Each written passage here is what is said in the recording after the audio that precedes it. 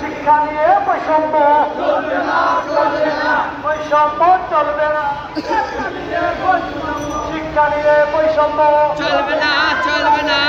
এক দেশে দুই নীতি